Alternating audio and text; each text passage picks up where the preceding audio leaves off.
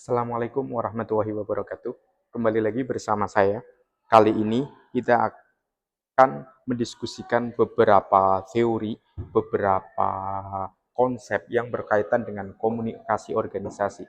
Sehingga di dalam course ini akan ada beberapa lanjutan yang menjelaskan tentang beberapa teori yang berkaitan dengan komunikasi organisasi, komunikasi manajemen, dan komunikasi yang berkaitan dengan bisnis, komunikasi yang institusi, dan konstitusi, komunikasi yang bersifat sistemik. Yang pertama, teori yang akan kita bahas itu adalah teori manajemen administrasi. Manajemen administrasi. Kenapa teori ini penting di dalam komunikasi organisasi? Karena komunikasi itu bukan hanya spoken, bukan hanya written, bukan hanya verbal, begitu ya. Tetapi dalam hal ini komunikasi itu adalah juga bersifat dengan memanage orang, memanage suatu institusi, mengelola orang, mengatur orang, dan yang berkaitan dengan administrasi. Sehingga diperlukan suatu pemahaman bagi seorang komunikator, bagi seorang pemimpin, bagi seorang yang belajar tentang komunikasi, tentang sebenarnya apa sih teori manajemen administrasi.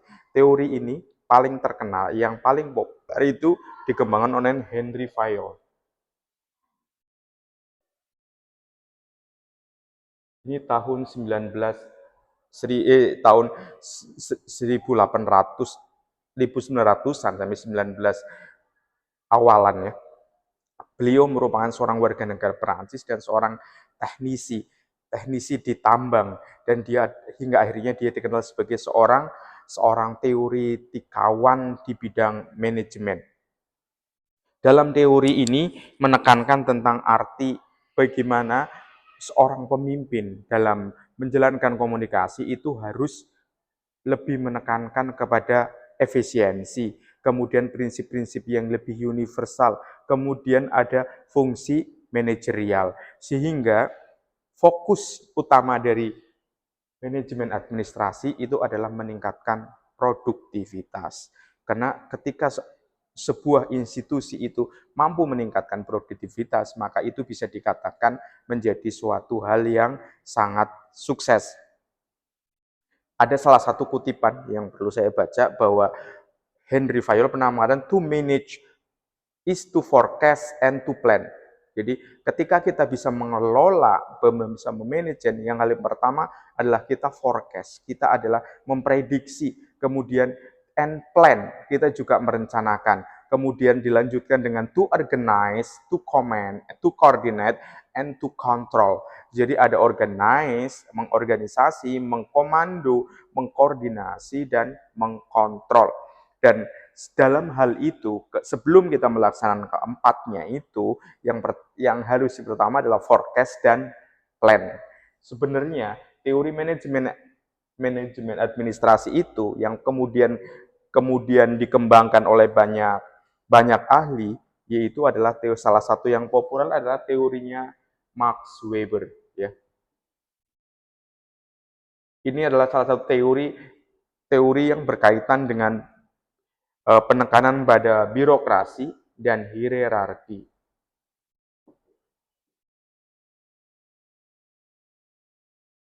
Jadi dari satu teori itu bisa dikembangkan dengan teori-teori yang lainnya. Dengan teori birokrasi ini, maka lebih menekankan bagaimana manajemen administrasi itu lebih upaya untuk dalam upaya menegakkan aturan, ya kan? Jadi dalam suatu teori itu bisa saja beranak pinak, sehingga banyak dan lain sebagainya dan berkembang. Selanjutnya itu selain Max Weber itu ada namanya teori yang ditemukan oleh Follett, ya kan? Follett itu mengumumkan suatu teori yang berkaitan bahwa manajemen administrasi itu adalah human relation dan group dynamics. Jadi Follett itu lebih menekankan pada human relation, ya kan? Relasi manusia dan dynamic.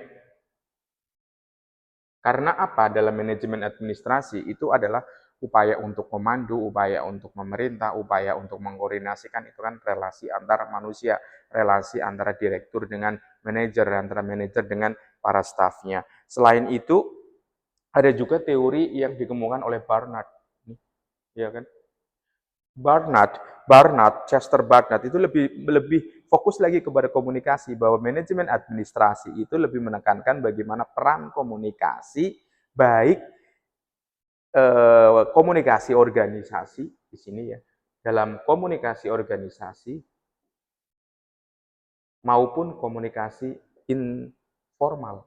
Jadi penekanan dari Barnard itu ditegaskan dalam beberapa jurnal yang pernah saya baca, itu menekankan bahwa manajemen administrasi itu juga bukan hanya komunikasi yang bersifat perintah, komando, atau formal, tetapi di situ justru ada suatu hal yang sangat informal, sangat personal di situ ada. Terus apa sih sebenarnya, ada beberapa prinsip gitu kan ya. Ada beberapa prinsip dalam prinsip manajemen, prinsip dalam administrasi manajemen dalam teorinya Henry Fayol. Ini karena apa ya, bagaimanapun ketika kita menjadi seorang pemimpin gitu kan, kita juga harus paham berbagai macam teori, dan itu bisa nanti kita praktekkan di dalam kepemimpinan kita di suatu perusahaan, di dalam bisnis, dan lain sebagainya.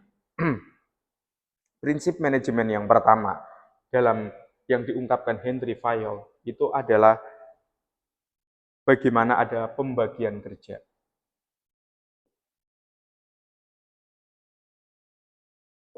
Jangan salah, menjadi seorang pemimpin itu adalah bagaimana cara kita mendelegasikan wewenang, ya kan? Dengan mendelegasikan wewenang, maka proses pekerjaan akan menjadi lebih cepat. Serahkan kepada ahlinya, jangan serahkan kepada yang bukan ahlinya. Misalnya ketika ya dunia yang sangat bergantung ataupun meritokrasi itu adalah di rumah sakit ya. Ketika dokter spesialis jantung, maka dia adalah orang yang sangat memang paham dan belajar tentang spesialis jantung dan menangani pasien-pasien jantung. Jadi upaya pengembangan divisi pekerjaan dan lain sebagainya. Jadi seorang pemimpin itu harus paham bagaimana dia juga mendelegasikan expertise. Jadi dia keahliannya di bidang apa. Karena ketika ada employee itu tidak memiliki suatu keahlian yang jelas, maka itu akan menjadi suatu pertanyaan besar. Sebenarnya dia itu ngapain aja, dia belajar apa aja. Sehingga selama kita belajar, mungkin teman-teman mengerjakan skripsi, disertasi, atau mengerjakan tesis, itu juga ada spesifikasi kan untuk menunjukkan keahlian. Kemudian di situ ada authority.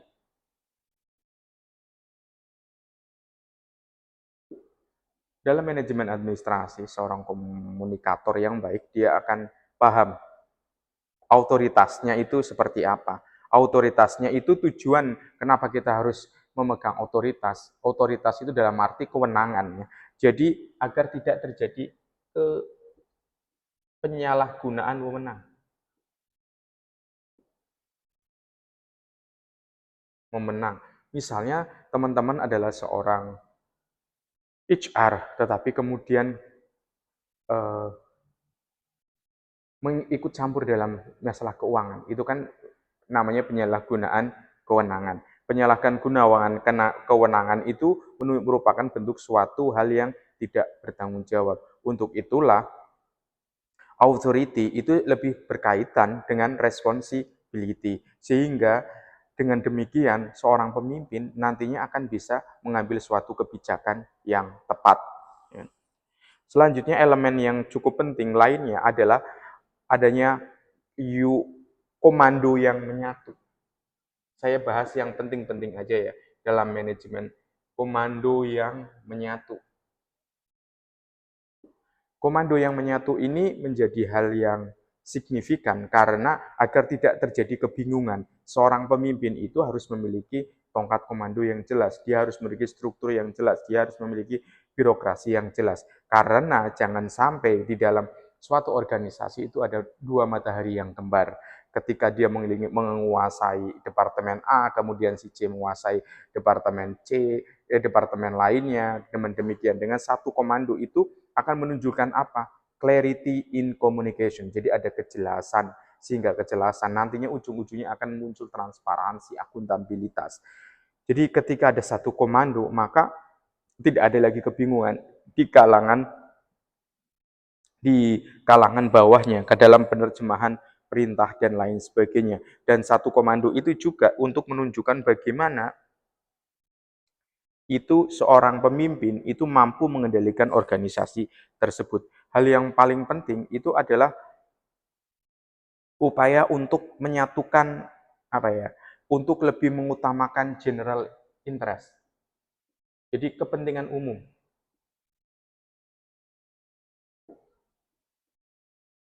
Kepentingan umum itu harus lebih didahulukan. Jadi personal interest itu harus diabaikan.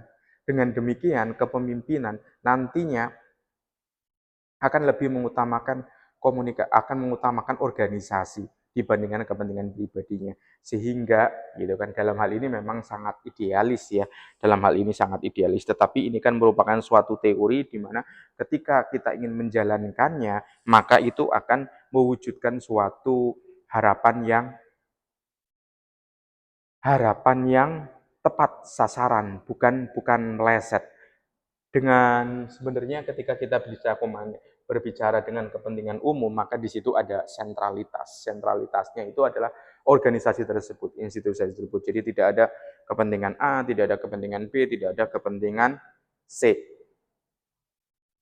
Kemudian ada hal yang lainnya lagi adalah bagaimana seorang pemimpin itu juga bisa memberikan apa ya namanya chain of command. Jadi di dalam komando ini kan, dalam komando dan kepentingan umum, jadi jaringan, otoritas dan lain sebagainya dan komunikasi itu membentuk suatu komando yang tepat sasaran sehingga nantinya ada ekuitas. Jadi ada keseimbangan. Jadi ada ekuitas. Jadi ada balance. Seorang pemimpin dalam manajemen administrasi itu tidak boleh bukan apa ya, tidak boleh membuat suatu ketidakpuasan pada suatu kelompok, tidak puasan pada suatu karyawan, pada suatu bagian dan lain sebagainya. Sehingga seorang manajer ataupun seorang pemimpin harus menyeimbangkan, dia harus menegakkan keadilan, dia harus menciptakan harmonisasi. Karena tanpa harmoni akan sulit terwujud. Tanpa harmoni, goal-nya itu sulit tercapai. Tanpa harmoni, revenue yang akan ditargetkan itu akan susah. Karena harmonisitas itu yang menekankan arti penting tentang upaya untuk apa ya, ketenangan batin, ketenangan pikiran. Ketika karyawannya sudah tenang, maka semuanya akan tenang. Ketika dia tidak lagi memikirkan gaji, uangnya cukup untuk biaya anak, uangnya cukup untuk bayar kredit rumah, kredit mobil, dan semuanya, maka akan tenang. Dia akan bekerja, akan tenang, dia akan loyal, dan lain sebagainya. Tidak kalah penting adalah seorang dalam manajemen administrasi adalah inisiatif. Tanpa inisiatif seorang pemimpin, ya kan, seorang manajer ya hampa, tidak ada. Namanya inisiatif kok datangnya dari bawahan, inisiatif kok datangnya dari ChatGPT, inisiatif kok datangnya dari apa persepsi dan lain sebagainya. Inisiatif ya datangnya dari diri sendiri karena sebenarnya inisiatif itu kan adalah suatu apa ya upaya untuk berpikir ya kan, untuk berpikir untuk menghasilkan ide-ide baru, menghasilkan konsep-konsep baru yang bersifat penyegaran, bukan hal imitasi dari kebijakan-kebijakan yang sebelumnya. Sehingga di dalam inisiatif itu akan memunculkan inovasi, di situ akan memunculkan kreativitas, di situ juga akan memunculkan suatu apa ya pertumbuhan. Sustainability itu akan muncul di situ dan dalam teori ini yang pernah saya baca dan saya rangkum dan saya sampaikan di sini yang salah satu yang paling penting adalah tim spirit. Ingat, seorang pemimpin itu tidak bekerja sendirian, dia bekerja dengan banyak pihak, dia bekerja dengan banyak institusi. Dengan demikian, maka diperlukan suatu tim yang solid. Ketika tim yang solid, ya, tim solid itu suatu landasan moralnya adalah dengan semangat, selalu membangun semangat. Sama seperti ketika seseorang sudah bekerja di kantor, datang setiap hari rutinitas, dia tanpa semangat ya hanya menjalani rutinitas saja. Dan selain dari itu ya udah berhenti gitu kan. Tapi ketika di situ ada semangat, maka di situ ada ghiroh kalau bahasa Arabnya. Di situ ada upaya untuk membangun apa ya namanya? Upaya untuk membangun sustainability, untuk membangun jangka panjang dalam bisnis dan lain sebagainya. Sehingga kepemimpinan itu kan dalam teori manajemen administrasi yang diungkapkan oleh Henry Fayol, ketika semangat timnya itu akan memunculkan ekuitas, akan memunculkan inisiatif, kepentingan komando, otoritas dan lain sebagainya. Dengan demikian dalam manajemen administrasi itu gitu kan adalah upaya untuk lebih menekankan tentang arti kesinambungan, tentang arti harmoni. Dengan demikian, ya kan, dengan demikian ketika ini sudah dijalankan, maka planning, commanding, kemudian controlling, kemudian coordinating, ini semuanya akan bisa berjalan. Saya kira di sini menunjukkan bagaimana komunikasi itu juga bermain di dalam 7 sektor di versi teorinya manajemen Henry Fayol. Saya kira demikian video course berkaitan dengan komunikasi organisasi. Jika teman-teman ada pertanyaan, sampaikan opininya di kolom komentar. Jangan lupa subscribe, like channel video 100% autentik. Bersama saya Andika Mustaqim. Assalamualaikum warahmatullahi wabarakatuh.